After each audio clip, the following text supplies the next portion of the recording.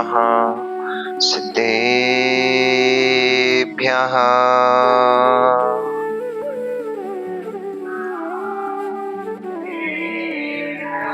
ॐ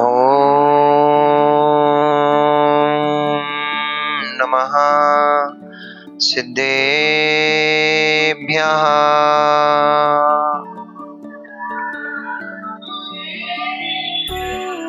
ॐ नमः सिद्धेभ्यः।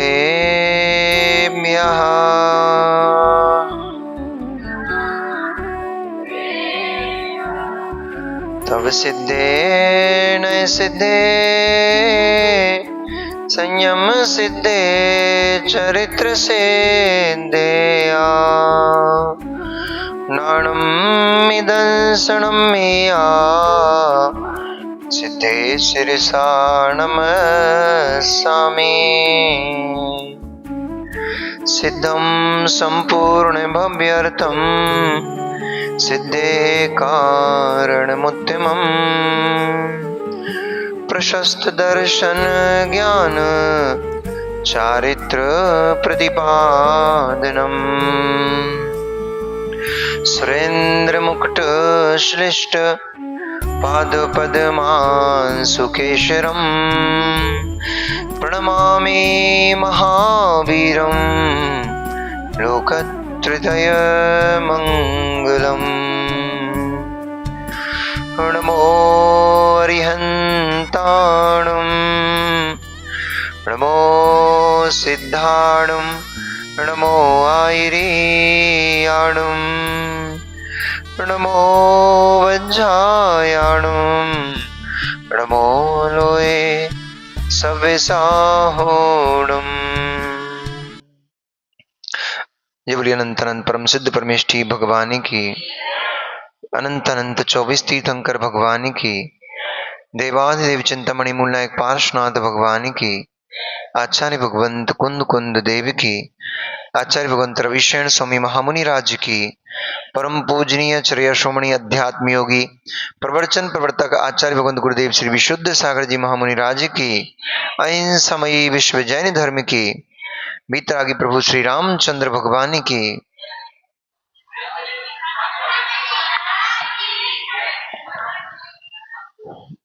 मनुष्यों वर्तमान शासन नायक भगवान वर्धमान स्वामी के शासन काल में हम सभी भव्य जीव यहाँ विराजते हैं। परम भट्टारक महाश्रमण उन भगवान वर्धमान स्वामी के मुख कमल से निश्चित भगवती बागवादिनी मंजनवाणी का हम सभी भव्य जीव करुणांजलि से पान कर रहे हैं। यह बागवादिनी, यह भगवती मंजनवाणी सभी जीवों का कल्याण करे, सभी जीवों का मोक्ष मार्ग प्रशस्त करे।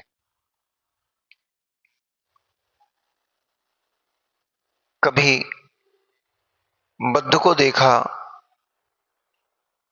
कभी बद्ध को देखा, कभी अबद्ध को देखा, परंतु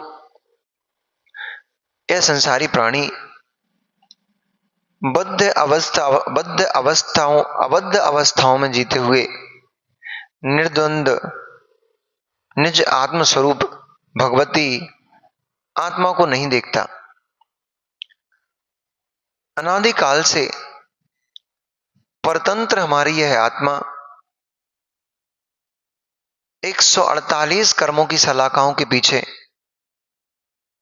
बंद पड़ी है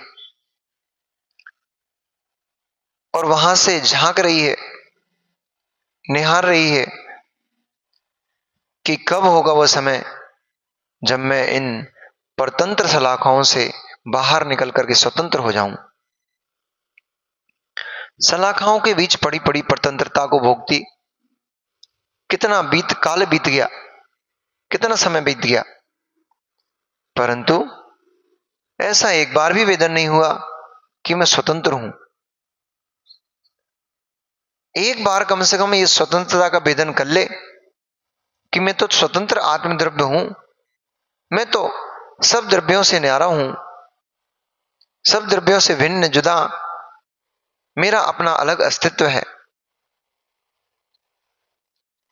यदि एक बार ऐसी अनुभूति ले ली होती तो क्यों इसे संसार में पड़े रहना पड़ता।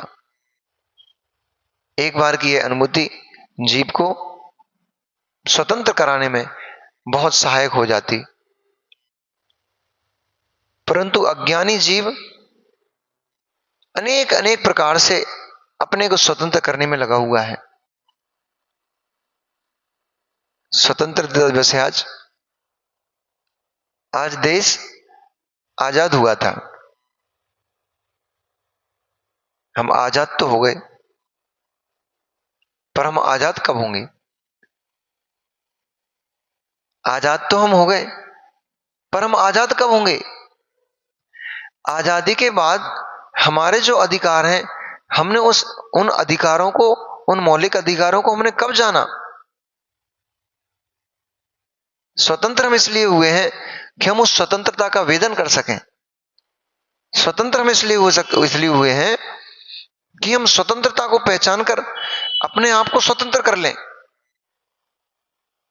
पर इस स्वतंत्र देश में भी हम तो परतंत्र हैं। देश तो स्वतंत्र हो गया, व्यवहार से कहेंगे लोग स्वतंत्र हो गए हम लोग, परंतु वास्तव में देखो, हम तो जैसे परतंत्र पहले थे वैसे परतंत्र अभी भी हैं। एक बार जब स्वतंत्रता की लड़ाई चल रही थी, संग्राम छिड़ा हुआ था, उस समय कांजी भाई उनके पास गांधी जी गए, महात्मा गांधी जी। उन्होंने कहा बापू, उस समय उनको बापू भी कहा जाता था, कांजी भाई को। बोले बापू, हमारा देश फिरंगियों के चंगुल में फंसा हुआ है, हमारा देश परतंत्र पड़ा हुआ है। लोग तुम्हें सुनते हैं, वे बहुत अच्छे प्रवचनकार थे, आध्यात्मिक प्रवचन करते थे। तो बोले लोग तुम्हें सुनते हैं, आप बहुत बड़े आध्यात्मिक प्रवचनकार हो, आप देश के लिए कुछ करो, इसकी स्वतंत्रता के लिए कुछ करो। अब कांजी भाई जो थे वे निश्चयवादी थे। उन्होंने कहा बापू, गांधी जी से क्या कहा, बापू अरे देश को छोड़, तेरी आत्मा कब से परतंत्र पड़ी हुई है, पहले उसको स्वतंत्र कर, देश तो स्वतंत्र हो जाएगा। तुझे देश की फिक्र लगी हुई है, पर तेरी आत्मा कब से परतंत्र पड़ी हुई है, उसकी तुझे किंचित भी फिक्र नहीं हो रही है। देश की परिणति तो बदल जाएगी, क्योंकि समय कभी एक जैसा नहीं रहता। समय परिणमनशील है, परिवर्तनशील है, इसमें परिवर्तन होता रहता है, और समय के परिवर्तन के साथ साथ इस लोक में भी परिवर्तन होता रहता है। 190 वर्ष से पहले कहां स्वतंत्र थे, कितना मस्त सर 190 वर्ष परतंत्र रहा ना देश, तो 190 वर्ष से पहले तो स्वतंत्र था ना। उस 190 वर्ष से पहले जब स्वतंत्र था, बाहर से फिरंगी आए, अंग्रेजी आए, और उन अंग्रेजों ने आकर के हमारे देश पे कब्जा कर लिया और हम परतंत्र हो गए। तो जैसे स्वतंत्र थे, परतंत्र हुए हैं, ऐसे ही परतंत्र से स्वतंत्र भी हो सकते हैं। इसलिए इसका विकल्प करना इतना बड़ा महत्वपूर्ण नहीं, वो अवस्था तो हमेशा बनी नहीं रहने वाली है। सबसे बड़े विकल्प की बात यह है, सबसे बड़े विचारणीय बात यह है, 190 वर्ष में हम तो स्वतंत्र से परतंत्र हो गए, फिर स्वतंत्र हो गए, पर अनादिकाल से हमारी जो आत्मा है, अनादिकाल से जो मैं हूं, वो तो इस देह पिंजड़े में बैठा फंसा पड़ा हुआ हूं, उससे मैं स्वतंत्र हो ही नहीं पा रहा हूं। कर्म प्रकृतियों से मैं परतंत्र पड़ा हूं, उनसे हम स्वतंत्र हो ही नहीं पा रहे। ये बाहर के फिरंगी आकर के घुस के बैठ गए, बाहर के फिरंगी आकर के घुस के बैठ गए और हमारे स्वतंत्रता का नाश कर दिया है। कर्म वर्गणा है, कर्म पुद्गल आपका अपना थोड़ा ही है। अभी एक दिन और मैंने बताया था, कर्म वर्गणा है आपकी अपनी थोड़ी ही है, ये तो पौद्गलिक है, पुद्गल पिंड है। इनसे मेरी आत्मा का अत्यंत अभाव है, मुझ में इसमें अत्यंत अभाव है, मेरे इसके गुण मिलान ही नहीं खाते। फिर भी इन फिरंगियों, फिर इन विदेशियों को हमने अपना मान करके अपने घर में स्थान दे दिया। और हमने स्थान क्या दिया, वो तो हमारे घर पे कब्जे ही करके बैठ गए। कब स्वतंत्र होंगे? देश तो स्वतंत्र हो गया, हम कब स्वतंत्र होंगे? कब तक इन देहों में फंसे फंसे अपने आप को ऐसे ही मानते रहेंगे, यही मानते रहेंगे हम तो यही है? कब तक इन शरीरों में फंसे फंसे आत्म स्वरूप को नहीं देखेंगे? हम अपने आप को कोई गोरा मान बैठा है, कोई गाला काला मान बैठा है, कोई मोटा मान बैठा है, कोई पतला मान बैठा है, यही मान रहे हैं मैं तो रोगी हूं, मैं सुंदर हूं, मैं असुंदर हूं। इसमें ही पूरे जीवन की इति हो जाती है। परंतु उस चिद रूप आत्मद्रव्य जो सबको गोरा काला देख रहा है, गोरा काला, मैं अपने आप को गोरा काला देख रहा हूं, पर जो गोरा काला देख रहा है उसे कोई देख ही नहीं पा रहा है। हम सबको जान रहे हैं, ये कैमरा रखा है, ये माइक लगा है, ये किताब रखी हुई है, कॉपी रखी हुई है, ये लोग बैठे हुए हैं, श्रावक बैठे हैं, श्राविकाएं बैठी हुई हैं, सबको जान रहे हैं। पर उसे नहीं जान रहे हैं जो इन सबको जान रहा है। सबको जानने से काम नहीं बनेगा, सबको जानने से काम नहीं बनेगा महेंद्र भैया। एक को जाने सब जने, एक को जान लो सब अपने आप जानने लग जाएंगे। एक को नहीं जान पा रहे, सबको जान रहे, तब तक एक को नहीं जान पाओगे। जब तक सबको जानते रहोगे तब तक एक को नहीं जान पाओगे, एक को भी नहीं जान पाओगे। हम आपको इतनी तो जान रहे हैं महेंद्र भैया हैं, क्या हम सत्य जान रहे हैं? हम ये जान रहे हैं ये बच्चा कुणाल बैठा है, हम सत्य जान रहे हैं क्या? ये तो कुणाल है ही नहीं। बालक तुम कुणाल हो? नहीं हो? तो तुमने क्यों जवाब दिया? हमने तो कुणाल से पूछा था, तुम कुणाल हो? हैं? संज्ञा कुणाल है, मैं कुणाल नहीं हूं। संज्ञा दी गई है, मैं कुणाल था तो जब मैं पैदा हुआ था, मैं कुणाल था तो जब मैं पैदा हुआ था तो मेरे सामने साथ में एक तख्त की तख्ती लटक के आती, या माथे पे एक पर्ची लगा के आती, या माथे पे नाम लिख के आता कुणाल जैन। जब मां के गर्भ से निकले थे तब कौन थे तुम?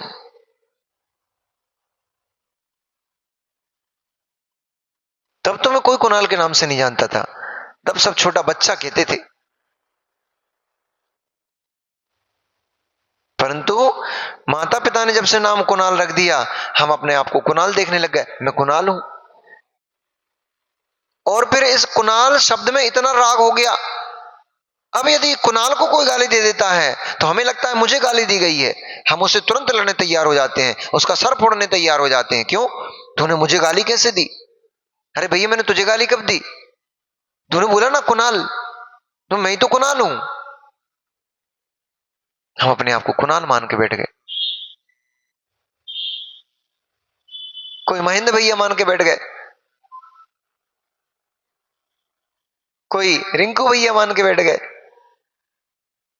रिंकू नाम से सम्मान कर दिया तो हर्षित हो गया मन, अपमान कर दिया दुखी हो गया मन। क्यों? हमने पर्याय की पर्याय कोई हम अपना मान के बैठे हैं। सुन रहे हो? पर्याय की पर्याय, पर्याय मनुष्य है, न उसका कुणाल नाम है, न उसका महेंद्र नाम है, न उसका अशोक नाम है। इन नामों से शून्य है वो पर्याय। पर्याय मनुष्य, उस मनुष्य पर्याय में नाम संज्ञा, उसे ही अपना मान लिया, मैं यही हूं, पर उसी में जीवन जी रहा है। अब आगे बेचारे अब आगे बेचारे अपनी पहचान ही नहीं जानते हैं। मित्र, पहचान क्या है तुम्हारी? 64 फीट, ये पहचान है ना? भैया कहां से आते? 64 फीट रोड से। 64 फीट ना, 60 फुट। हाँ, तो 60 फीट रोड वाले भैया। सुनना, पहचान बता रहा हूं इनको भाई। पहचान क्या है आपकी? कोई आपसे पूछता भैया आपकी पहचान क्या है? मैं वो गली नंबर 4 में रहता हूं। तुम्हें अपनी पहचान नहीं पता है? गली नंबर 4 तुम्हारी पहचान बन रही है। भैया कहां रहते हो? अपना मकान नंबर बताओगे? क्या नंबर मकान का? देखो, तुरंत बता देना। कहां रहते हो भैया? वो 45 नंबर मकान में रहता हूं। मतलब तुम्हें अपनी पहचान ही नहीं है। मैं कौन हूं, कहां रहता हूं, मैं कौन हूं भाई? अमुक फैक्ट्री का मालिक हूं। कौन हो भैया? अमुक क्षेत्र का अध्यक्ष हूं, अमुक मंदिर का उपाध्यक्ष हूं, मैं अमुक हूं, अमुक हूं। मैं कौन हूं? पता ही नहीं। अज्ञानी बेचारा भोला प्राणी संसारी, उसको अपनी स्वयं की पहचान नहीं है, खुद की पहचान नहीं बता पा रहा है। कभी गलियों के नाम से अपनी पहचान कराता है, कभी शरीरों के नाम से अपनी पहचान कराता है, कभी नाम संज्ञा से अपनी पहचान कराता है, तो कभी उनके पिताजी, इनके दामाद जी, ये संज्ञाएं बनाकर रखी, ये अपनी पहचान बनाकर रखी हुई है। पता ही नहीं मैं हूं कौन। अभी यही नहीं पता मैं कौन हूं, तो ये पता कहां से होगा कि मैं कैद पड़ा हूं? और जब तक कैद पने का वेदन नहीं होगा, जब तक परतंत्रता का वेदन नहीं होगा, ये जीव स्वतंत्र होगा कैसे? महात्मा गांधी ने, सरदार भगत सिंह ने, और चंद्रशेखर आजाद ने, और भी, ये तो नाम लिए जाते हैं इतने, ऐसे सैकड़ों हजारों लोग थे। जैनों का इस स्वतंत्रता में बहुत बड़ा योगदान रहा भैया। हमारे सैकड़ों जैन भाई भी थे जिनको कोई नहीं जानता है।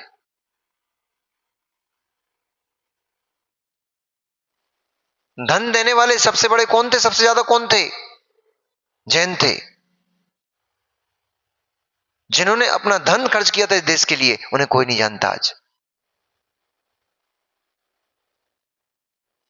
जब हथियारों को खरीदने की आवश्यकता पड़ती थी, तो जैन अपने खजाने खोलते थे, उन्हें कोई नहीं जानता आज।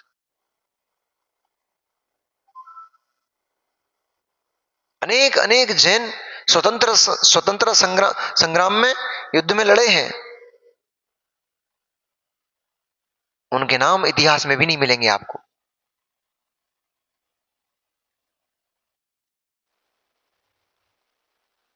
जब महारानी लक्ष्मीबाई युद्ध करने गई थी, उसके सबसे बड़े सहयोगी के रूप में कोई खड़ा था, तो जैन खड़ा था। इतिहास में नाम ही नहीं मिलेगा।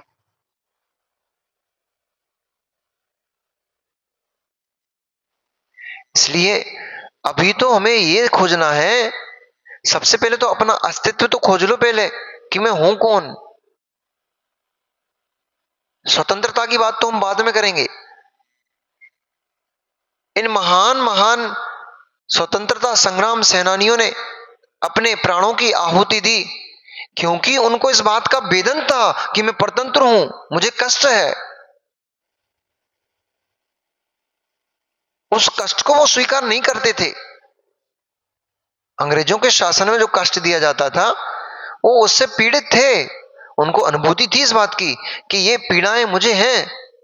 हम स्वतंत्रता से, स्वतंत्र पूर्वक अपने कार्यों को नहीं कर पाते। वे परतंत्र होने का वेदन करते थे। तब किसी किसी के मन में भाव उत्पन्न हुए कि हमें आजाद होना है। वे अपने आप को परतंत्र मानते ही नहीं। हम तो जैसे जी रहे हैं बहुत अच्छे जी रहे हैं, हम तो जो हैं यही है, जो है ऐसा ही है।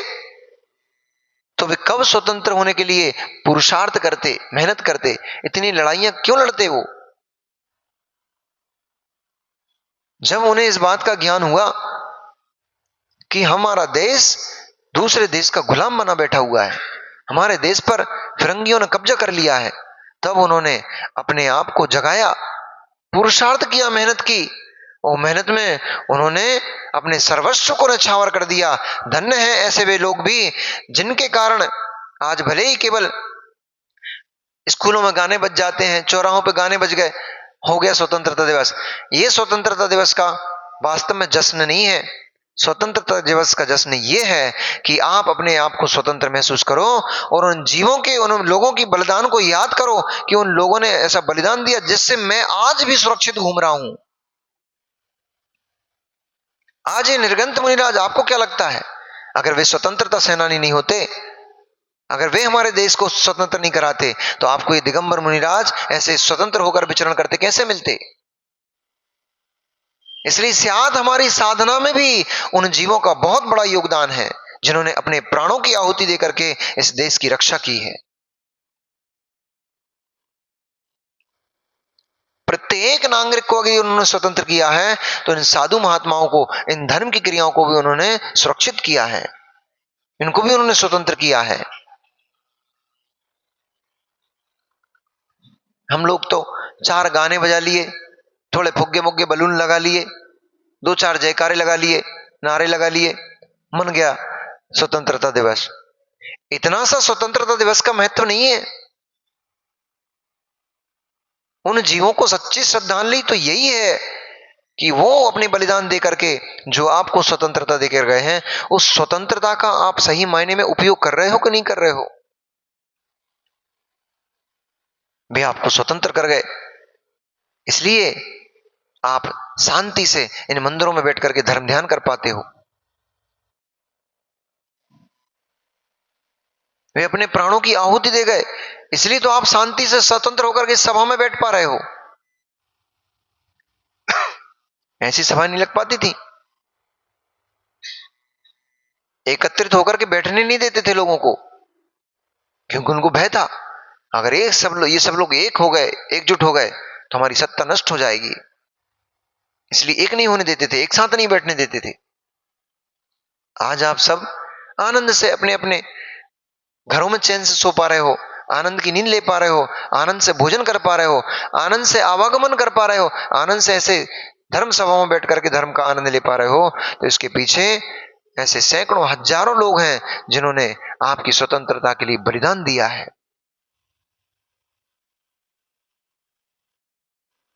वे तो चले गए, करता कोई और है, भोगता कोई और है। उन्हें कितनी पीड़ा थी, उन्हें यह भी मालूम था इस स्वतंत्र भारत को देखने के लिए मैं शायद जीवित नहीं बचूंगा, उस स्वतंत्रता का जीवन जीने के लिए मैं नहीं बचूंगा।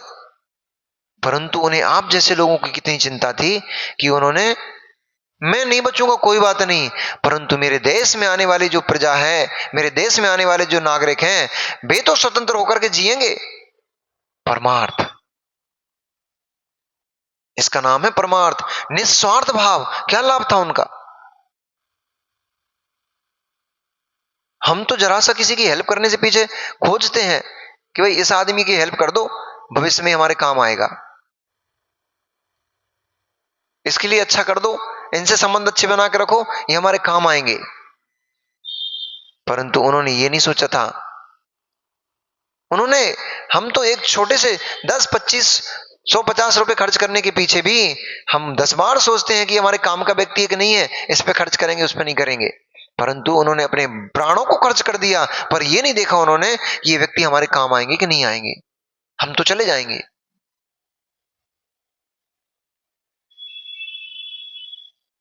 आप जैसे जीवों को स्वतंत्र करने के लिए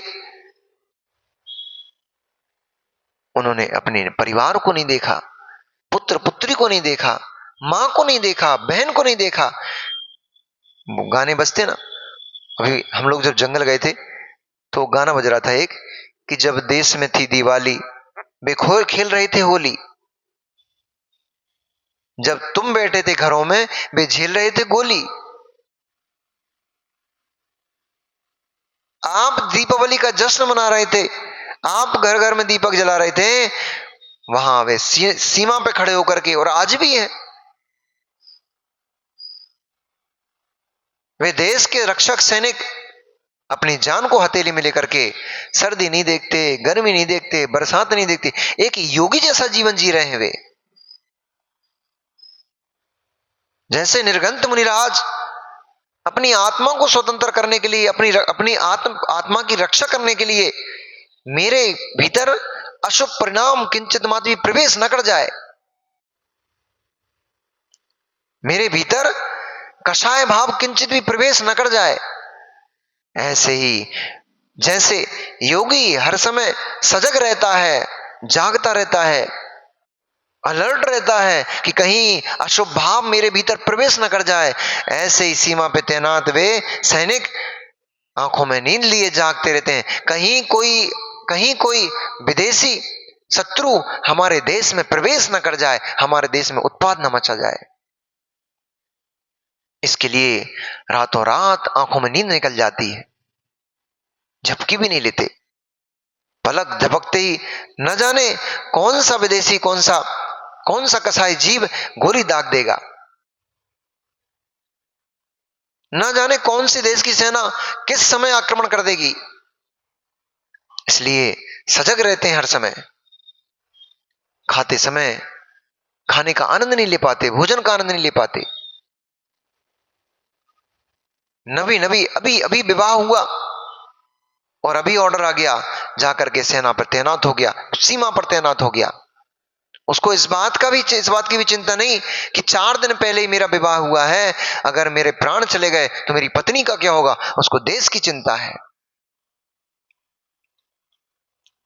धन्नो ऐसे जीवों के परिणाम को कि जिन्हें देश की रक्षा के पीछे अपना निछावर कर, सबको सर्वस्व निछावर कर दिया है। अरे मित्र, अब भी अपनी स्वतंत्रता का वेदन नहीं कर पाओ तो फिर हमसे बड़ा कायर इस संसार में और कौन होगा।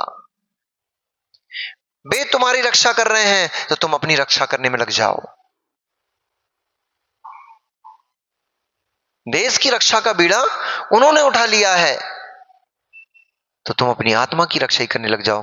कम से कम उन बेचारे बलिदान देने वाले जीवों के उन बलिदान को जाया तो मत जाने दो। उन बलिदान देने वाले जीवों के जो उन्होंने आहुति दी अपने प्राणों की, उस आहुति को व्यर्थ तो मत जाने दो। वे सीमा पर तुम्हारी सुरक्षा के लिए लड़ रहे हैं, तुम्हें यहां भागो। तुम यहां पर साथ व्यसन में पड़े हुए हो, वे सीमा पर जान की बाजी लगाकर बैठे हुए हैं।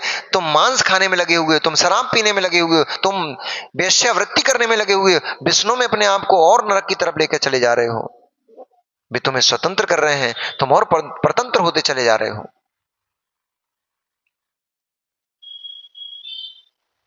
इसलिए वे अपना कार्य ईमानदारी से कर रहे हैं, वे अपना कार्य ईमानदारी से कर रहे हैं। यहां हमें अपना काम भी ईमानदारी से करना चाहिए। हमें स्वतंत्रता मिली है, हमें स्वतंत्रता मिली है तो अपने आप को पहचान लो, जान लो कि मैं कौन हूं, और जानकर के पुरुषार्थ करो कि जब तक हमारे पास स्वतंत्रता है, जब तक हम स्वाधीन हैं, हम अपने हिसाब से अपनी लाइफ को जी सकते हैं, तब तक निर्णय कर लो तत्व का, तब तक तत्व का निर्णय कर लो। आपके तत्व निर्णय कराने के लिए जाने कितने योगियों ने अपने समय, अपने ध्यान और अपने आत्मानुभूति का कितना समय काट करके आपके लिए ग्रंथों की रचना की है। हम तो इतने आलसी, इतने प्रमादी हो गए, उन ग्रंथों को उठा के खोल के भी नहीं देख रहे हैं। आपके लिए लोग क्या क्या कर गए। एक दिन कथा सुनाई थी ना पुष्पदंत भुजबली स्वामी की, शुद्ध पंचमी पे। आपको ग्रंथ मिल जाए, भगवान जिनेंद्र के द्वारा कहा हुआ शुद्ध आप तक पहुंच जाए, इसके लिए वे मुनिराज कई दिन उपवास करके, विहार करके यहां से वेणु नदी के तट पर पहुंचे थे, जहां अरहत बलि आचार्य भगवंत के चरणों में बहुत बड़ा यति सम्मेलन हो रहा था। उन्हें इस बात की चिंता नहीं हुई कि मैं अपनी आत्मानुभूति का समय काट करके विहार करूंगा। उन्हें इस बात की चिंता नहीं थी कि हमें क्या लेने देना, भविष्य में आएंगे बेजाने, हमें मोक्ष जाना भैया, हमने अपने लिए किया है, इनके लिए थोड़ी किया है। ये स्वर पर कल्याण का मार्ग है, ये स्वपर कल्याण का मार्ग है। यहां जीव अपना कल्याण करता है, साथ में ये भी भावना रखता है कि मैं तो अपना कल्याण कर ही रहा हूं, ये बेचारे संसारी जीव संसार गर्त में फंसे पड़े हैं, ये भी कैसे हो, मैं क्या करूं इनके लिए, ये भी निकल जाएं। ये ईर्ष्यालुओं का मार्ग नहीं है, ईर्ष्यालुओं का मार्ग नहीं है ये। कुणाल, तुमने पढ़ाई की, मेहनत करी रात भर जग जग के, एग्जाम में पेपर आया और तुमसे पूरा पेपर बन रहा था, पीछे वाला बोल रहा है कुणाल एक प्रश्न तो बता दे। कुणाल कह रहा पगला, हम पागल थे क्या? तुम आराम से एसी में सो रहे थे, तुम गेम खेल रहे थे, टीवी देख रहे थे, मैच खेल रहे थे, तब भैया हम जग जग कर पढ़ाई कर रहे थे। तुम मोबाइल में लगे हुए थे, तब हम रात में जग जग करके पढ़ाई कर रहे थे। हमने खाने का ध्यान नहीं दिया, पीने का ध्यान नहीं दिया, हमने अपने शरीर का ध्यान नहीं दिया, तब जाकर के हमने ये पढ़ाई की है। अब हम तुमको क्यों बताएं?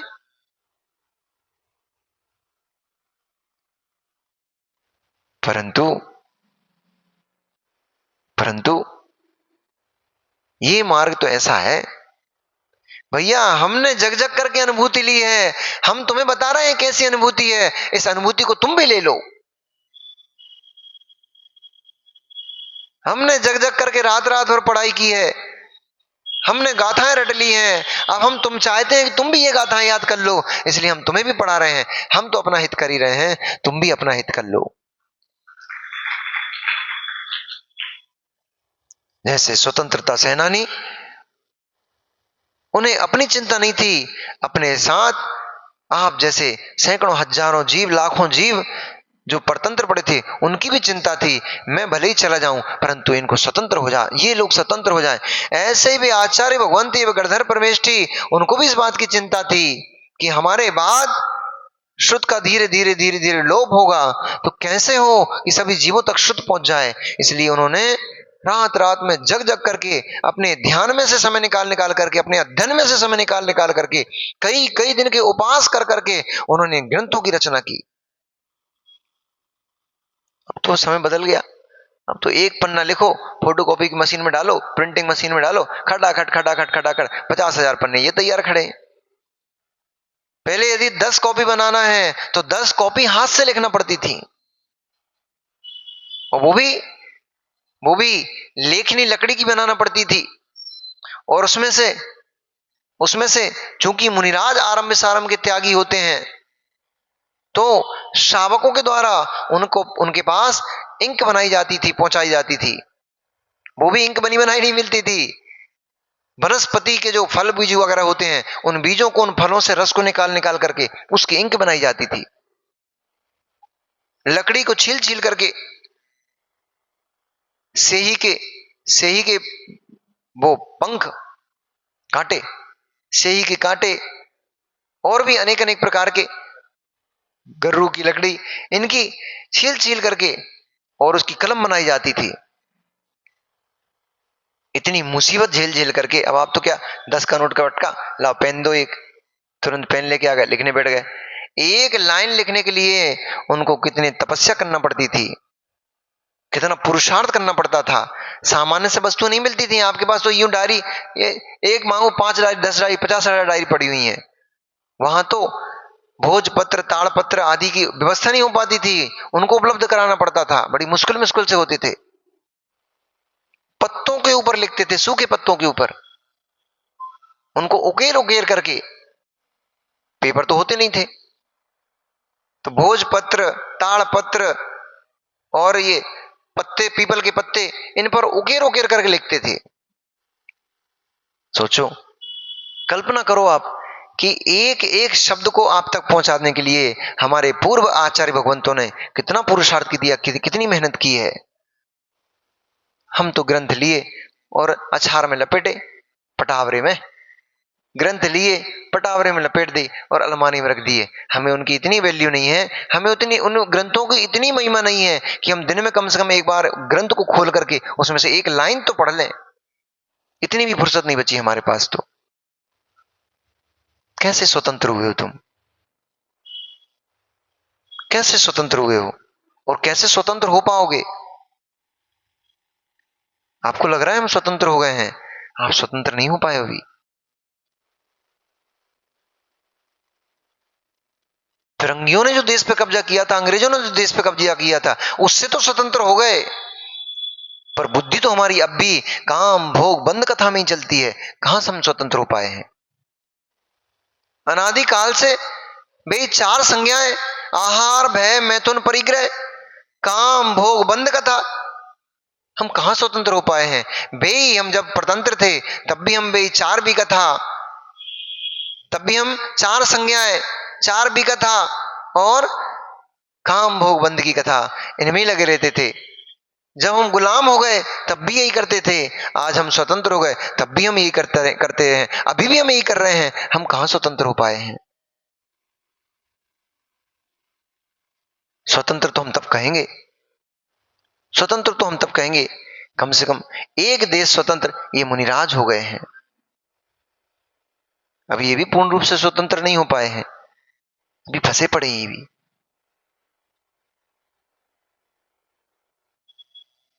अभी अभी ये भी कैद में है। ये देह रूपी सलाख है, देह रूपी जेल, इसमें बंद पड़े हैं, अभी स्वतंत्र नहीं हुए। स्वतंत्र होने का पुरुषार्थ कर रहे हैं, संग्राम चल रहा है। ये एक स्वतंत्रता संग्राम तो 15 अगस्त को पूर्ण हो गया था 1947 में। 15 अगस्त 1947 में एक संग्राम की तो पूर्ति हो गई थी, पूर्णता हो गई थी, परंतु अभी संग्राम जारी है, अभी संग्राम चल रहा है। अभी इन 148 फिरंगियों से, इन 148 कर्म रूपी जो दुश्मन हमारे घर में घुस के बैठ गए हैं, अभी इनको निकालने का पुरुषार्थ चल रहा है। हम एक को निकाल के बाहर करते हैं, उधर से दूसरा फिर घुस जाता है, वो हम पे हमला करना शुरू कर देता है, छूट ही नहीं पा रहे हैं। पर लगे रहो मुन्ना भाई, लगे रहोगे तो हो ही जाएगा। हार के बैठ गए तो कुछ नहीं हो पाएगा। बे कितनी मुसीबतें थी उस समय पे, पर उन लोगों ने, पर उन देश के जो उपकारक जीव रहे हैं, उन्होंने कैसे कैसे व्यवस्थाओं को जुटाया, कैसी कैसी अवस्थाओं को झेला। उन सब अवस्थाओं से, उन सब अवस्थाओं व्यवस्थाओं को करते हुए उन्होंने आखिर लगे रहे तो देश को आजाद करा ही लिया। ऐसे ही भैया अभी बहुत बड़ी जेल है, बहुत सारी कोठरियां हैं, इनमें भीतर में फंसा पड़ा है ये जीव, इसको निकालने के लिए बहुत पुरुषार्थ करना पड़ेगा। आप तो ऐसे आनंद में सो रहे हो जैसे फुर्सत हो चुके हो, अब तो बस कुछ नहीं है, ये आखिरी पर्याय है, इसके बाद अब कोई पर्याय मिलने वाली है नहीं, अब तो हम सीधे सिद्ध बनने वाले हैं। इतनी आनंद में जी रहे हो अभी आप तो, जैसे 12वें गुणस्थान वर्ती मुनिराज। हाँ, अब कोई टेंशन नहीं है, क्यों? गिरने गिरने के गुणस्थान खत्म हो चुके हैं, अब तो उठने उठने के गुणस्थान हैं। 12वें गुणस्थान में पहुंच चुका हूं, अब मैं नीचे नहीं गिरूंगा, अब तो नियम से 48 में नंदन में भगवान बन जाऊंगा, केवल ज्ञानी हो जाऊंगा। ऐसे ही आप लोग सोए पड़े हो, गिरने का गुणस्थान खत्म हो गया है, अब तो उठने उठने का गिरस्थान है। ऐसे ही आपको लग रहा है अब तो हम मनुष्य पर्याय में आ चुके हैं, अब तो हम जैन कुल में उत्पन्न हो चुके हैं, अब तो हम मंदिर आ जाते इतना धर्म कर लेते हैं हम, अब तो हम हो गया हमारा कल्याण। अभी तो बीज बोया ही नहीं है, अंकुरण तो बहुत दूर है, अभी पौधा दिखना तो भी बहुत दूर है, अभी तो बीज नहीं बोवन हुआ है। इतने से काम नहीं होगा, इतने में इति मत मानो, इतने में पूर्णता मत मानो, क्योंकि ये तो यहां से तो प्रारंभ होता है, अभी तो प्रारंभ भी नहीं हुआ वास्तव में देखा जाए तो। ये हमारी बुजुर्ग बुजुर्ग माताएं बैठी हैं, इधर भी बुजुर्ग वर्ग भी बैठा हुआ है, चारों प्रकार के आहार का रात्रि में त्याग, छान करके पानी उपयोग करना, पीना नहीं, उपयोग करना, अभक्ष पदार्थों का त्याग, गाजर मूली आलू आदि, बाजार के वस्तुओं का त्याग, अभक्ष में डाल दो उसको भी। और जीवों के ऊपर दया, 5 उदम्बर फलों का त्याग, 3 मकार का त्याग। यहां बेटे कितने जीवों का है? एक भी नहीं मिलेगा।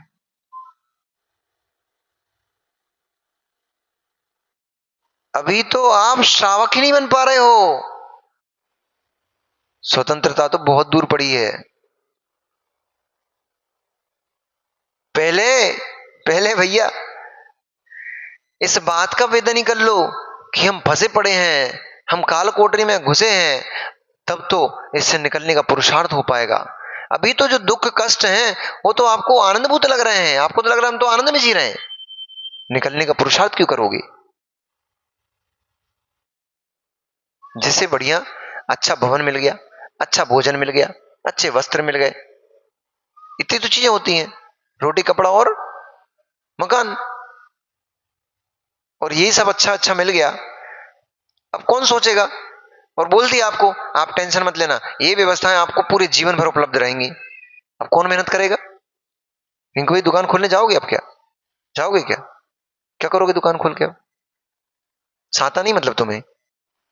कितनी तृष्णा है।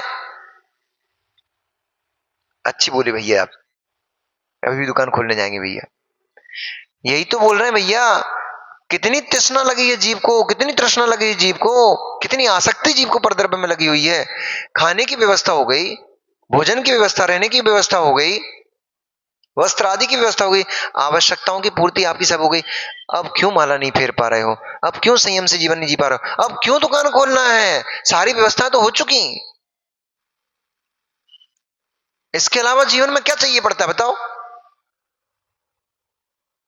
बताओ भैया, क्या नाम है नितिन भैया के ससुर साहब? अरे मित्र अनिल जी, 7 पीढ़ियों का, सही बोल रहे हो सियात, आप सही बोल रहे हो। 7 पीढ़ियों का इंतजाम कर रहे हैं। पुत्र सपूत तो काधन संचय, और पुत्र कपूत तो काधन संचय। तुम्हारे पिताजी तुम्हारे लिए कितना छोड़ के गए थे? बोलो ना भैया, आप बोलो, जोर से बोलो। जितने जोर से आपने बोला था 7 पीढ़ियों का इंतजाम कर रहे हैं, उतने जोर से बोलना है आपको। पर आप कटोरा लेके भीख मांग रहे हो क्या? हाँ ठीक है, ना के बराबर देके गए थे, तो आप कटोरा लेके भीख मांग रहे हो क्या? बताओ तो। अच्छी पोस्ट पे रह करके बहुत अच्छी लाइफ स्टाइल को जी रहे हो कि नहीं जी रहे हो? अच्छी नौकरी कर रहे हो कि नहीं कर रहे हो? पुत्र में योग्यता थी तो अपने जीवन को उसने बेटर बना लिया, बहुत अच्छा जी रहा है। पिताजी लाखों की संपत्ति, करोड़ों की संपत्ति रख के चले जाते, पुत्र व्यसनी होता तो पूरा वैश्यालय में, मदिरालय में, मांस खाने में पूरा नष्ट कर देता, जुआ खेलने में पूरा नष्ट कर देता। 7 पीढ़ियों की चिंता क्या कर रहे हो मित्र? 7 पीढ़ियों की चिंता क्या कर रहे हो? इधर तुम्हें खुद का ही पता नहीं है, अगले पल मेरा श्वास, एक श्वास आई है, अब ये सांस जा रही है, पुनः ये श्वास भीतर वापस आएगी कि नहीं आएगी, इस बात का तो पता नहीं है। क्या हम 7 पीढ़ियों के बारे में बात करेंगे? क्या 7 पीढ़ियों की बात करोगे? श्वास प्रमाण मात्र काल का तो यहां भरोसा नहीं है। ये देह कब छोड़ना पड़ जाएगी, कौन सा क्षण आयु कर्म कहेगा चल बेटा हो गया तेरा काम पूरा।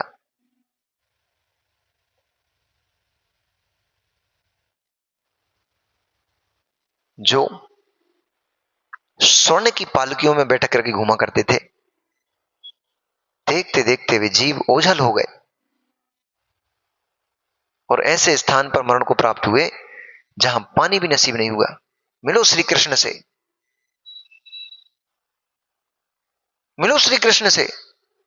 नारायण पद के धारी थे, महापुरुष होते हैं नारायण। विश्व में चक्रधर 2 ही कहलाते हैं, चक्रवर्ती और नारायण। यद्यपि चक्ररत्न प्रकट प्रतिनारायण के पास होता है, परंतु चक्रधारी प्रतिनारायण नहीं कहला पाता, चक्रधारी नारायण कहलाते हैं। वे चक्रवर्ती पद के धारी, वे नारायण पद के धारी, जो सोनों के महलों में रहते थे। वो प्रतिनारायण रावण स्वर्ण लंका में निवास करता था। जिसके फर्श भी सोने के बने हुए थे, मणियों के बने हुए थे, वे सौधर्मेंद्र, जिनके भवन के सौधर्मेंद्र, जो सौधर्म विमान होता है, स्वर्ग होता है, उसमें स्वर्ग में जो विमान होते हैं देवों के, वे विमान स्फटिक मणि, नील मणि, चंद्रमणि, ऐसी विशेष विशेष मणियों के बने होते हैं भवन। उनका सिंहासन मणियों से खचित होता है। मणियों के सिंहासन पर बैठते हैं, जिनके कंठ में अमृत झरता है, भोजन भी नहीं बनाते खाते। ऐसे वे देवेंद्र भी अब नजर नहीं आ रहे संसार में भैया, वे चले गए। वे चक्रवर्ती, वे भी चले गए। सगर चक्रवर्ती से उनका मंत्री कह रहा था कि आपसे पहले भरत चक्रवर्ती होके चले गए हैं, वे विशाल अपार संपदा का भोग चुके, परंतु ये मृत्यु, ये काल, वो भी अपने आप को विशाल संपदा के मालिक होकर के भी, 6 खंड भूमि के अधिपति होकर के भी वे चक्रवर्ती भरत इस काल से विजय प्राप्त नहीं कर पाए। वे भी, काल उनको भी उठा के ले गया। यद्यपि उन्होंने काल को जीत लिया, क्योंकि अब उनका जन्म नहीं होगा पुनः, इस हिसाब से तो काल को जीत लिया, परंतु काल शरीर से निकाल करके उस आत्मा को भी ले गया। काल समय होने पर, काल पूरा होने पर इस देह को उन भरत चक्रवर्ती को भी छोड़ना पड़ा। और भरत चक्रवर्ती क्या कहें, साक्षात ऋषभदेव तीर्थंकर, महावीर तीर्थंकर को भी ये देह छोड़ना ही पड़ती है। तुम कहां इस देह के राग में पड़े, कहां इस देह के राग में, शरीर के राग में पड़े, अनर्थों पे अनर्थ करते चले जा रहे हो भैया। ना वे 7 पीढ़ियां तुम्हारा साथ देंगी, न तुम्हारे पुत्र न तुम्हारी संतान, कोई साथ नहीं देगा। जिस दिन भी कर्म का विपाक आएगा, तड़पते तुम अकेले मिलोगे। भीड़ साथ नहीं देती है, भीड़ साथ नहीं देती है। यही तो जीव की अज्ञान दशा है। भीड़ को देख करके भूल जाता है, उसको लगता है मेरे पास तो इतनी भीड़ है, देखते देखते भीड़ पूरी विलीन हो जाती है, नजर नहीं आता एक भी। ये सब दृश्य अपन ने देखे हुए हैं, वे दृश्य भी देखे हैं आचार्य जी के साथ में, कि कोई एक व्यक्ति भी नहीं मिलता स्वयं का कमंडल स्वयं पकड़ के, और रास्ता भी पूछाने बताने वाला नहीं मिलता। ऐसा भी दिन आता है, और ऐसे भी दिन आते हैं कि महीनों निकल जाते हैं, कमंडल को हाथ नहीं लगा पाते। मतलब हाथ से उपयोग करते समय तो लगा ही लेते हैं, बाकी बिहार में महीनों महीनों निकल जाते हैं, कमंडल पकड़ने को नहीं मिलता। ऐसे भी दिन आते हैं, ऐसे भी दिन आते हैं कि बिहार में 1000 लोग होते हैं, 500 लोग होते हैं, 2-2 हजार लोग होते हैं। वे भी दिन आते हैं, और वे दिन भी आते हैं जब एक भी व्यक्ति साथ में नहीं मिलता। राहगीर से रास्ता पूछना पड़ता है कि भैया अलवर को रास्ता कौन सा है। ऐसे दिन भी आते हैं। वे पागल लोग हैं, मोही लोग हैं, अज्ञानी लोग हैं, जो भीड़ को देख करके भीड़ का निर्णय कर लेते हैं कि मेरे पास इतना है, तेरे पास कुछ नहीं है। ये तेरे पुण्य का चमत्कार चल रहा है। जब तक पुण्य कण के बैठी रहती है, पुण्य कर्म बैठा रहता है, तब तक भीड़ पीछे भागती है, पुण्य विलीन हो जाता है, भीड़ लात की ठोकर मार की भागती है। मिलेंगे अपन रावण से। जिस दिन रावण विमान में बैठा था, एक क्षण पहले ही, जिस समय रावण विमान में बैठा था, आएगा ये पूरी कथा आएगी, जिस समय रावण विमान में बैठा हुआ था, उस समय अक्षौणी 4000 अक्षौणी सेना उसके इशारों पे नाच रही थी, और गर्दन कट के जैसी रावण के नीचे पड़ गई। 1 सेकंड लगा, वही सेना अपने पैरों से रावण के सर को ठोकर मार रही थी, भागे जा रही थी, उसके कटे हुए धड़ के ऊपर पैर रख रख करके भागे जा रही थी। वही प्रजा, वही सेना, वही राजे महाराजे जो उसके सामने सर झुका के खड़े होते थे, वही राजे महाराजे अब उस कटे हुए सर को, धड़ को देख भी नहीं रहे हैं। रथ के पहिए उसके धड़ के ऊपर से चले जा रहे हैं। यही स्थिति हो गई। इस देह के राग में, इस देह के राग में क्या क्या अनर्थ कर डाले। इस देह की भोग आकांक्षा ने, इस देह की आवश्यकताओं की पूर्ति ने पत्नी का हरण करवा लिया। इस देह के राग में भाई का तिरस्कार करवा दिया। इस देह के राग में राम जैसे महापुरुष की अवहेलना करा दी। इस देह के राग में हनुमान जैसे भाभी भगवानों का अनादर करा दिया, तिरस्कार करा दिया। इस देह के राग में सुग्रीव का अपमान करा दिया, नल नील का अपमान करा दिया। सगे संबंधी थे सब रावण के, उन सब की अवहेलना करा दी। किसने?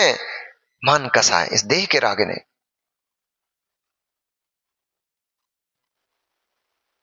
हम भी तो क्या कर रहे हैं भैया?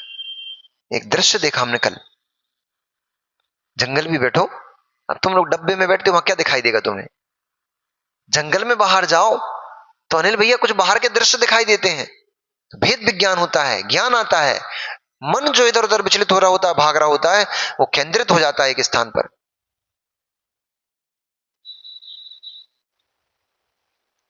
तुम अपने पुत्र के राग में, तुम अपनी संतान की राग में पाप पर पाप करते चले जा रहे हो। अनिल भैया बेटे से एक बार पूछना तो,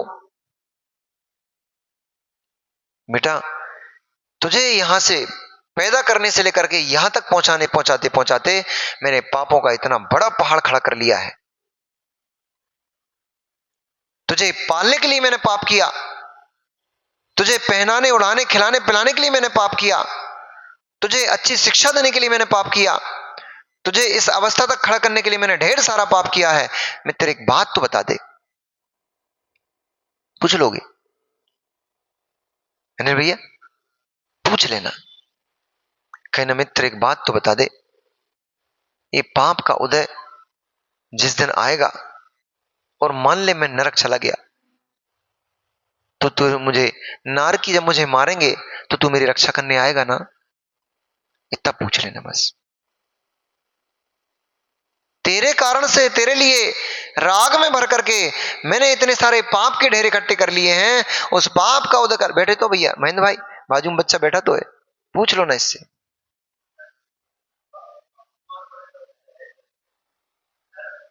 सत्य को जानते हो मित्र, इस सत्य को जानते हो मित्र, फिर भी क्यों फंसे बैठे हो? बड़ी आश्चर्य की बात है।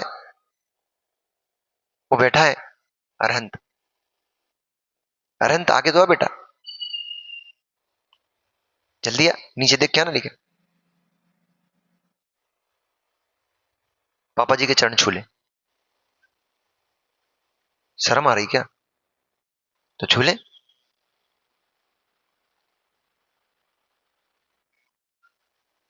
पापा जी का सम्मान रखते हो नहीं रखते? रखते हो। तुम्हारे पिताजी ने तुम्हें पालने पोसने के लिए कितनी मेहनत की है, कहीं पता नहीं? भैया इनको, जैसे आप हर चीज की फोटो खींच खींच के रखते हो ना, जैसे आपकी हर चीज की फोटो खींच खींच के रखते हो ना, वैसे अपनी मां तुम्हारी जब तुम्हारे मुंह में निवाला डाले उसकी फोटो खींच लिया करो। तुम्हारी मां जब तुम्हें अपने आंचल का पान कराए उसकी फोटो खिंचवा लो। अब वो तो छोटा, वो तो खिंचवा नहीं पाएगा, उस समय की बता रहा हूं, गोद में जब था। माताओं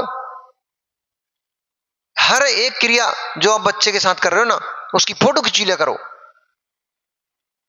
रात में जब बच्चा बीमार पड़ जाए, उल्टियां करने लग जाए, और तुम उसके गंदे कपड़ों को अपने हाथ से साफ करो, उसकी फोटो खींच लिया करो।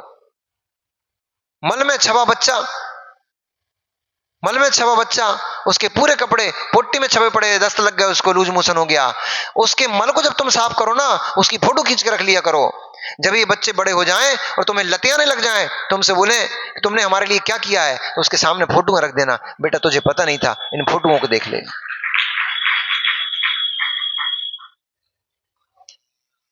उनके सामने फोटो रख देना, बेटा तेरे तेरे मल को मैंने साफ किया है, तेरी नाक बहती थी, उस नाक को मैं अपने रुमाल से, जिससे मैं अपना मुंह पोंछता था, उस रुमाल से मैं तेरी नाक को साफ करके अपनी जेब में रख लेता था।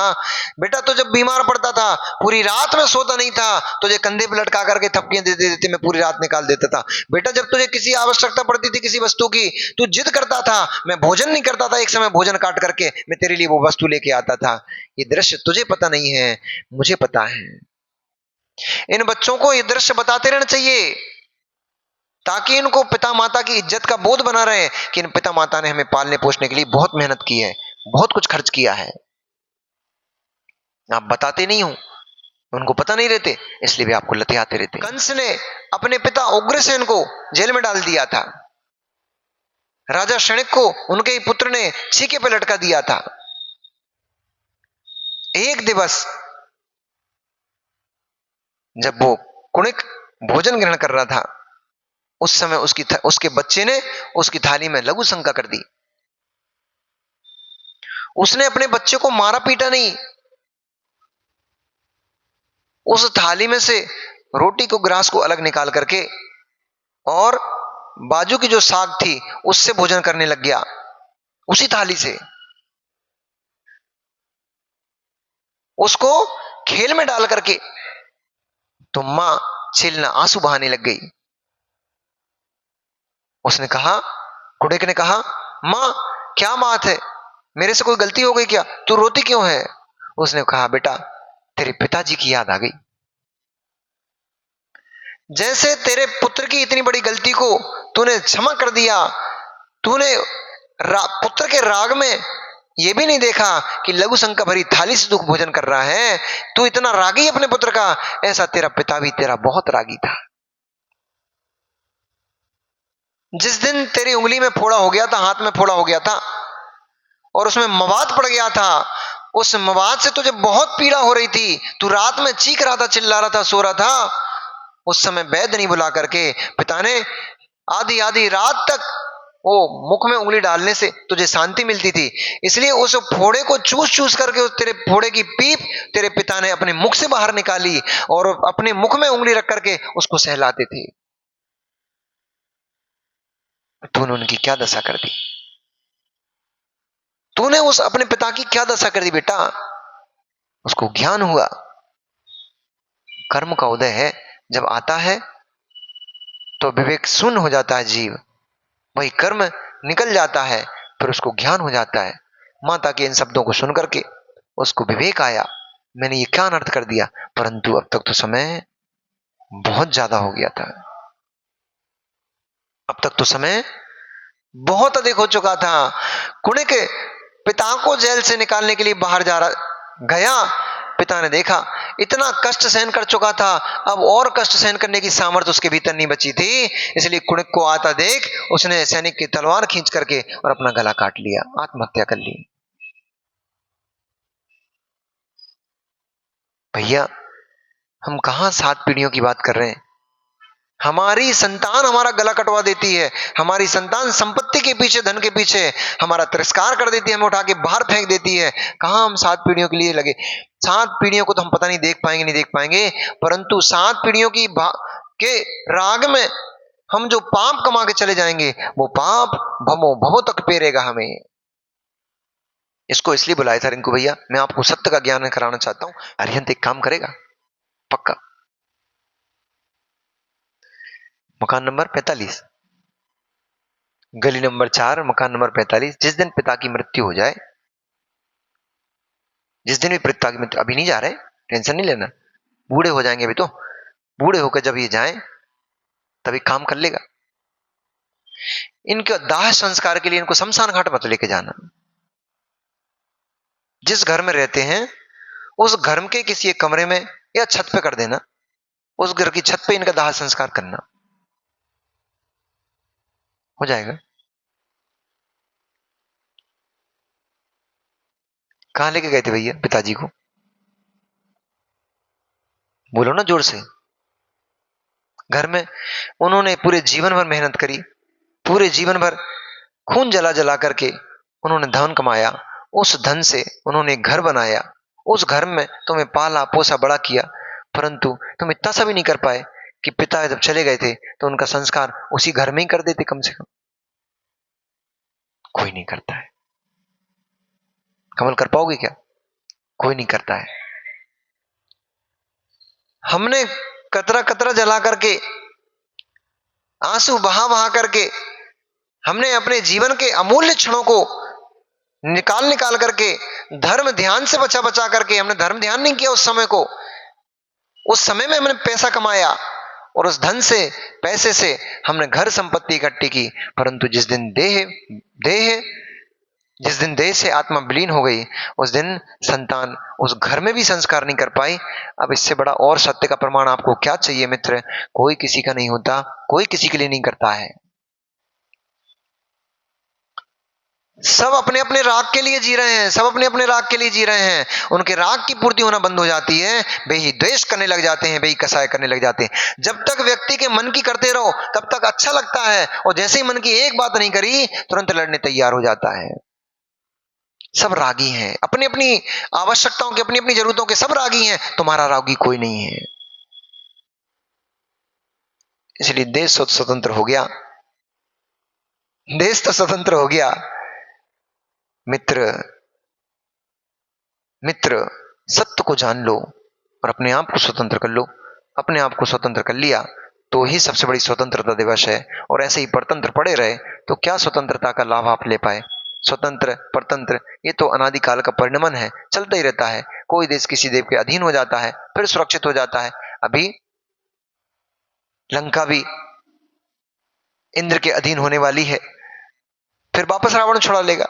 ये सब कार्यक्रम चलता रहेगा। इसलिए स्वयं को स्वतंत्र कर लो, अपनी आत्मा को शरीर से, जो परतंत्रता शरीर की पड़ी हुई है उस परतंत्रता से मुक्त कर लो। यही है हमारा परम उत्कृष्ट स्वतंत्रता दिवस है। ओम नमः सिद्धिभ्या, नमो रियंताणम, नमो सिद्धाणम, नमो आर्याणम, नमो वज्रायणम, नमो लोय सब साहुणम।